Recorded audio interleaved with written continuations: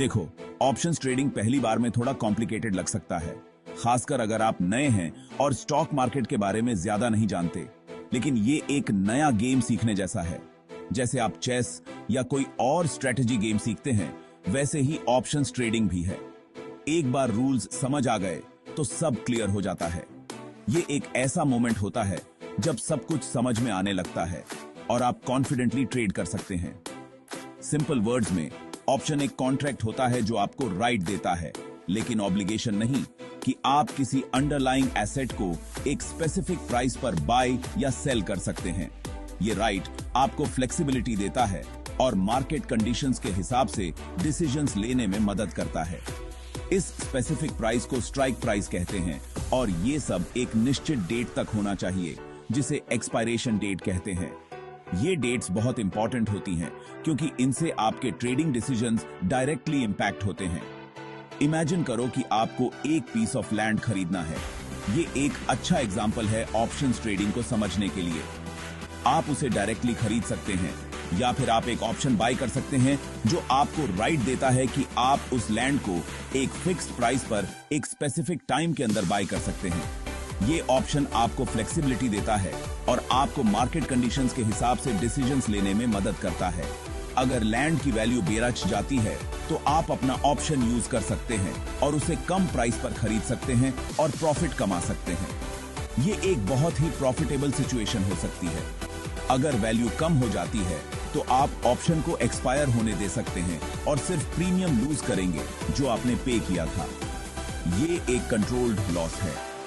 Options trading आपको market movement से profit कमाने का चांस देता है विदाउट अंडरलाइंग एसेट को डायरेक्टली ओन किए। ये एक बहुत ही पावरफुल टूल है। ये एक वर्सेटाइल टूल है जिसे ट्रेडर्स बहुत रीजन से यूज करते हैं, जैसे कि स्पेक्यूलेशन, हेजिंग और इनकम जनरेशन। हर ट्रेडर के पास अपनी यूनिक स्ट्रैटेजी होती है, लेकिन ये याद रखना बहुत जरूरी है कि ऑप्शंस ट्रेडिंग में रिस्क होता है और इसमें इन्वेस्ट करने से पहले खुद को अच्छे से एजुकेट करना बहुत जरूरी है। नॉलेज ही आपकी सबसे बड़ी ताकत है। सही नॉलेज और एक वेल डिफाइंड स्ट्रैटेजी के साथ आप ऑप्शंस ट्रेडिंग की दुनिया में कॉन्फिडेंटली नेविगेट कर सकते हैं।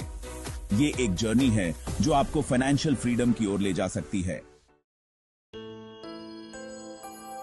चलिए, अब हम दो मेन टाइप्स के ऑप्शंस के बारे में बात करते हैं, कॉल ऑप्शंस और पुट ऑप्शंस। ये दो मुख्य प्रकार के ऑप्शंस हैं जिनके बारे में हर ट्रेडर को पता होना चाहिए। एक कॉल ऑप्शन बायर को राइट देता है, लेकिन ऑब्लिगेशन नहीं कि वह अंडरलाइंग एसेट को स्ट्राइक प्राइस पर या उससे पहले एक्सपायरेशन डेट तक खरीद सकता है। यह एक महत्वपूर्ण कॉन्सेप्ट है।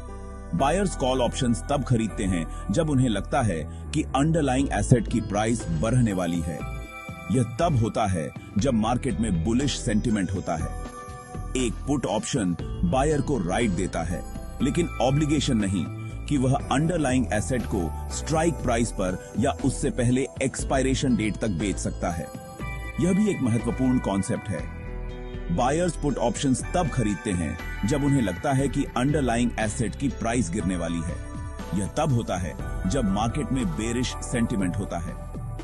इस तरह समझो, अगर आप एक कॉल ऑप्शन खरीदते हैं तो आप मार्केट के लिए बुलिश हैं, मतलब आपको एक्सपेक्ट है कि प्राइस बढ़ेगी।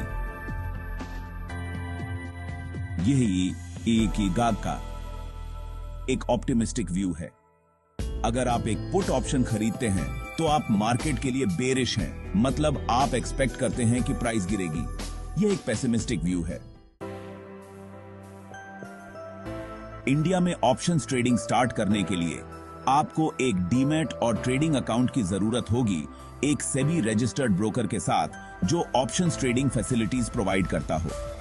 यह अकाउंट आपको स्टॉक मार्केट में ट्रेडिंग करने की अनुमति देगा और आपके सभी ट्रांजैक्शंस को ट्रैक करेगा। एक रिप्यूटेड ब्रोकर चूज करें जिसका प्लेटफॉर्म यूजर फ्रेंडली हो और ब्रोकरेज चार्जेस भी कंपेटिटिव हों। यह सुनिश्चित करें कि ब्रोकर की कस्टमर सर्विस अच्छी हो ताकि किसी भी इश्यू के समय आपको मदद मिल सके। नेक्स्ट, आपको केवाईसी प्रोसेस कंप्लीट करना होगा, जिसमें आपको अपनी आइडेंटिटी और एड्रेस प्रूफ डॉक्यूमेंट्स सबमिट करने होते हैं। यह प्रोसेस मैंडेटरी है और आपके अकाउंट को सिक्योर रखने में मदद करता है। एक बार आपका अकाउंट एक्टिव हो जाता है तो आप उसमें फंड्स ऐड कर सकते हैं और ऑप्शंस ट्रेडिंग की दुनिया एक्सप्लोर करना शुरू कर सकते हैं। फंड्स ऐड करने के बाद आप अलग अलग ऑप्शंस स्ट्रेटजीज को भी समझ सकते हैं। याद रखें कि शुरुआत छोटी से करें और धीरे धीरे अपना इन्वेस्टमेंट बढ़ाएं जैसे जैसे आपको एक्सपीरियंस और कॉन्फिडेंस मिलता जाए। मार्केट ट्रेंड्स को एनालाइज करना और सही समय पर डिसीजंस लेना बहुत महत्वपूर्ण है। साथ ही ऐसे ऑप्शंस कॉन्ट्रैक्ट्स चूज करना भी बहुत जरूरी है जो आपके रिस्क टॉलरेंस और इन्वेस्टमेंट गोल्स के साथ मैच करते हों। हमेशा अपने रिस्क को मैनेज करने के लिए प्रॉपर असेसमेंट करें और इन्फॉर्म्ड डिसीजंस लें।